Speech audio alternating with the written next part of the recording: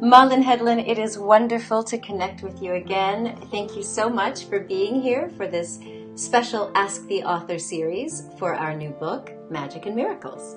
Thank you so much. Great to be here. Well, it's wonderful to be connected with you, and I'm really excited and grateful that you have shared your story in this book, because your story is a little different from the others. Many of the stories in Magic and Miracles is about connecting to the things that we can't see, that we kind of think of as outside of ourselves, whereas yours is really about this inner resilience and the magic way that you've learned how to turn it on. So I'm excited to dig into this conversation, and especially because, you know, with your background, you've been doing like 20 plus years of personal and professional leadership development and coaching. And so you really bring this high level of, you know, peak performance to the beginning of your story where you were having some challenges of your own. So tell us about, you know, the background that led up to where you start us off in this chapter of the book. Sure. So as you said, I have 20 years plus in delivering leadership trainings, personal development, stress management, and communication training, all that in the corporate world. And I love it. I still love it. And I didn't reflect actually, because I was so into my work and loved what I was doing and got so inspired and energized with all the people that I was training and meeting, and it was fabulous. And there was a time also where I was traveling a lot, and at that time my kids were much younger than they are now, so they were small and of course needed my attention and my time and my quality time. And in Sweden, both parents works most of the time, full time. And again, I did that. I was loving it. But then something didn't feel good, didn't feel right for me. And I couldn't really figure out what it was, because I was doing the things that I love, but I wasn't happy. And I couldn't, put on that energy anymore. I couldn't, put the button and say, okay, let's do this, because it wasn't working for me anymore. And that was also what led to the transformation, I would say, to go within, to ask a lot of powerful questions and understanding, what am I doing? Why am I doing this? And what is my purpose really for doing this? I'm developing everyone else except myself and my family. And it should be, it starts with me. So that was, I guess, the epiphany that I really got after some help. Yeah.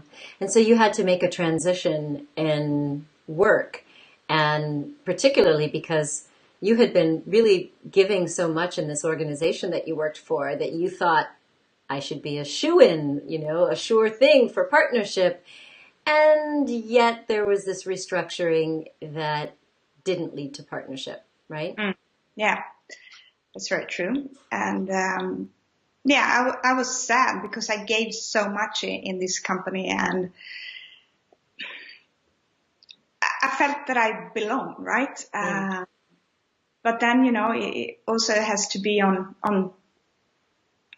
kind of equal terms. Yeah. So therefore, I decided to, this is my time, actually. This is my time to step out of my comfort zone and do something else and try it in a different way. Mm-hmm. And I'm very happy I did that, because so many things came to me as well. So it is for a reason.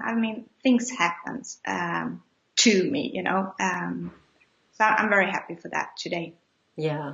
And so you were able to kind of take the perspective of all that you had done in the business world and pouring your training into other people when your family moved from Sweden to the Netherlands.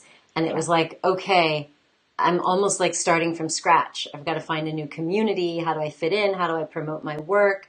So tell me about that transition and how you applied these lessons. Yeah. So I'm a very positive person. I'm very enthusiastic, and I believe I can do it, and I just make it happen. And that has been both my best strength, I would say, but also the pitfall, because I keep going until I drop. So that was the thing I learned in Sweden, not to do that. Lesson learned, right?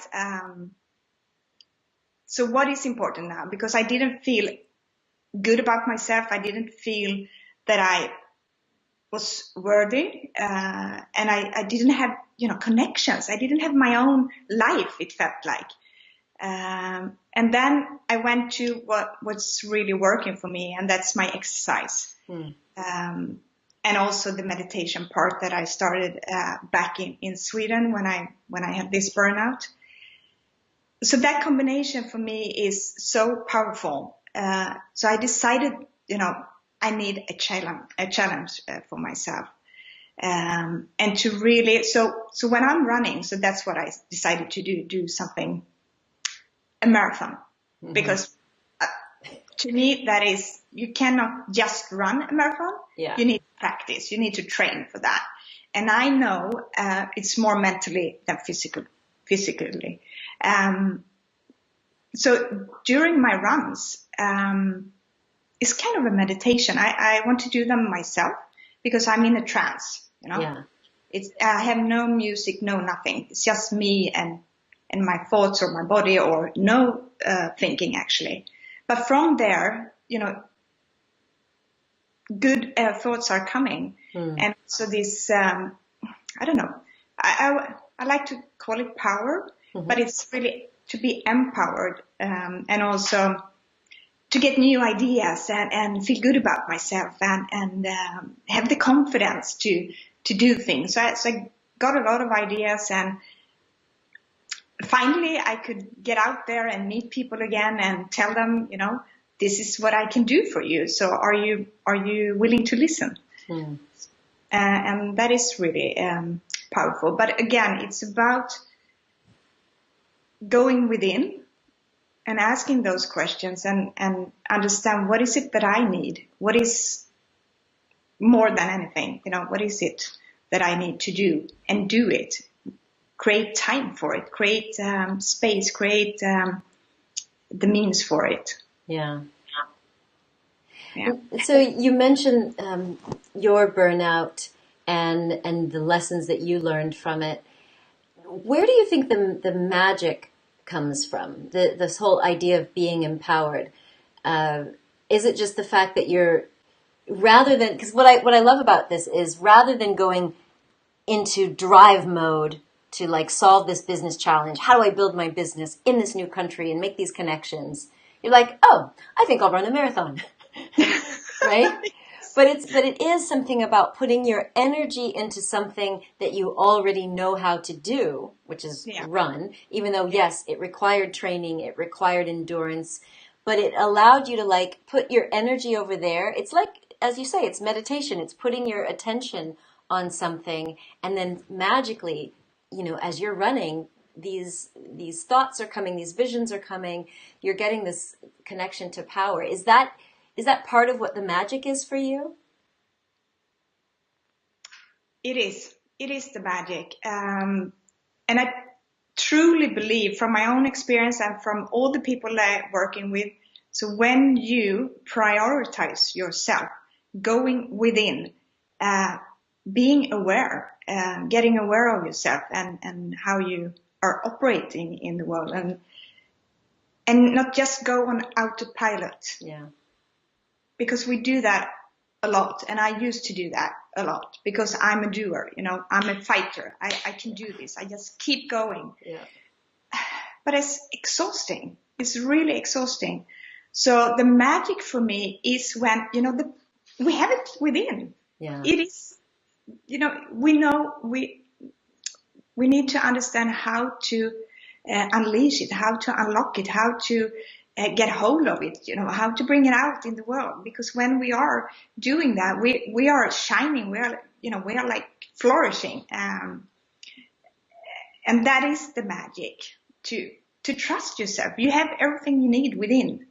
So go within. If it's, by yourself or with help from someone else, doesn't really matter. But that is the magic. We are magnificent human beings, and we have it within. Find a way to unleash it, I would say. Yeah. And I know that one of the other ways that you believe that we can unleash more of our personal power is by being in relationship with a coach. Having that someone outside of us that can motivate us, keep us accountable. What is your underlying coaching philosophy? So I call myself a holistic coach. What I mean with that is I'm taking in consideration the individual as a whole, because we are not just human doings; we are human beings, and whatever is important for that person. I mean, there could be everything from changing something in your diet to your physical routine to relationships. So to me, that is really important to mirror for the people I work with. That, what about this? Is this working out for you or not? Because when we, open up different areas of our life, we have a leverage effect on the other areas as well.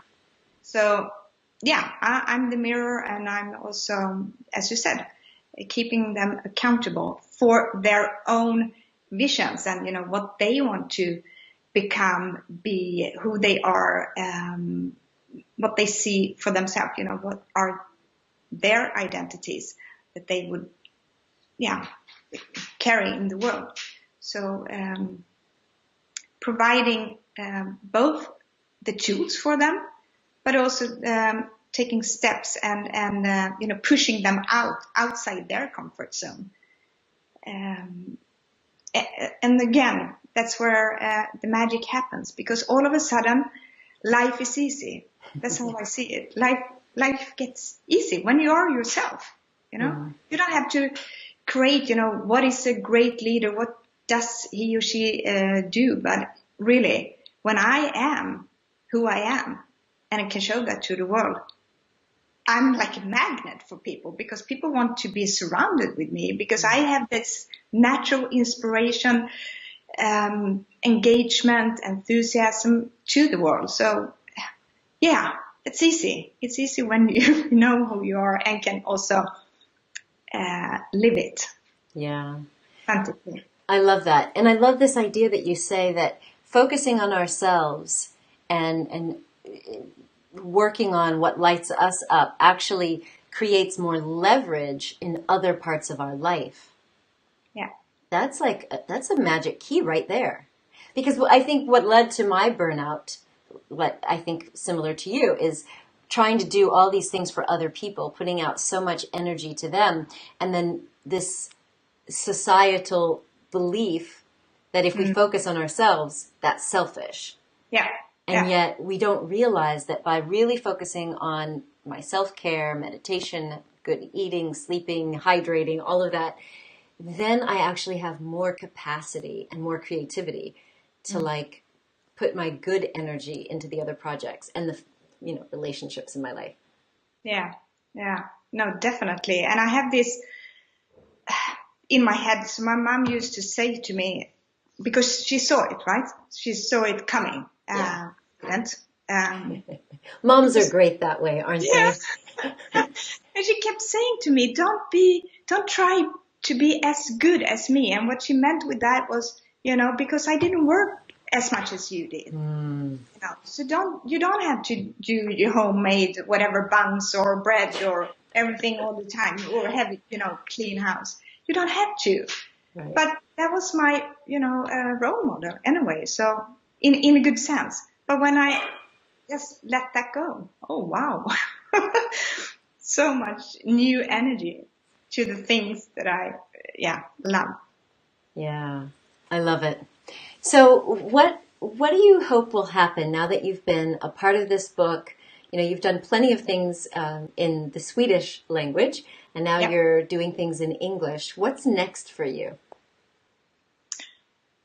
So next for me is to be reaching so many more people in the world, and I would say starting with Europe in the English language, and to be on I call it bigger stage, right? Yeah.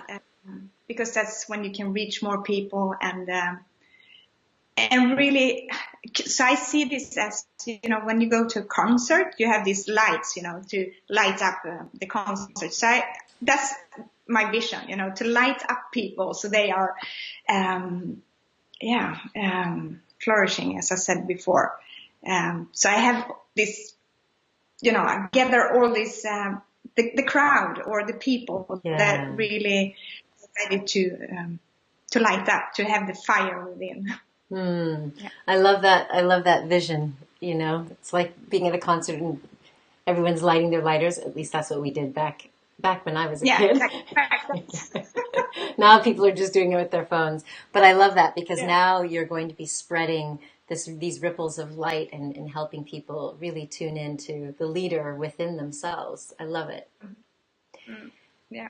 Well, this has been awesome. I think people are going to be surprised to hear about part of your awakening through this book. But I love that you're also just keeping it, really practical, that we don't have to look outside of ourselves. If we practice meditation and exercise, the things that keep our body moving will open us up to the magic within. I love it. Yeah. Yes.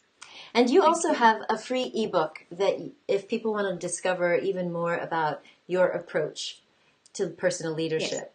Tell us about the ebook. So the ebook is 6 tips on how to become an effective leader. And it sounds it is practical, but what I mean with that is, who are you as a leader and who do you want to become? So it's very much about, how you lead your people, how you acknowledge yourself and the people around you. And taking care of the relationships. So again, as you said, it's kind of a very practical book because there are some questions in it as well to be able to have a thought process for yourself. So it's not just reading, but also thinking about, how am I showing up in the world and can I do it differently? So yeah, it's an inspiration, whether you're a manager as a title or want to be a leader for yourself or the people around you. So you can get a copy of Malin's ebook and also learn about her workshops and personal leadership coaching. Just visit mhleadership.com. Thank you so much, Malin. Thank you. Thank you, Andrea, for the fabulous work you do and having me in this book. It's an honor. Thank you so much. Well, it is an honor for me as well, my friend. It is a privilege. And I so enjoyed the time that we spent when you came here to the south of France. And I'm excited for you. I know that what you're now bringing to the world with this new clarity, after having your own experiences, I can just feel the energy mounting. So I'm super excited to be working with you as we move forward. Yeah, thank you so much. Me too. All right. Well, take good care, my friend. You too. Okay. Bye. Bye. See you. Did you enjoy that interview? I sincerely hope so. If you did, please click the like button and share this video with someone else who needs a little positivity sprinkled into their lives. If you would like to connect with any of the authors in Magic and Miracles, visit us online at magicandmiraclesbook.com and you'll find links to all of the authors' bios, their social media profiles, and free gifts if they're offering them. And if you or somebody that you know has experienced something magical, mystical, or truly miraculous, then check out the publishing options at makeyourmarkglobal.com, and we just might be publishing your story in one of our upcoming books. Until we meet again, my friend, please remember this: you are a gift to the world, so share your presence with passion. Much love.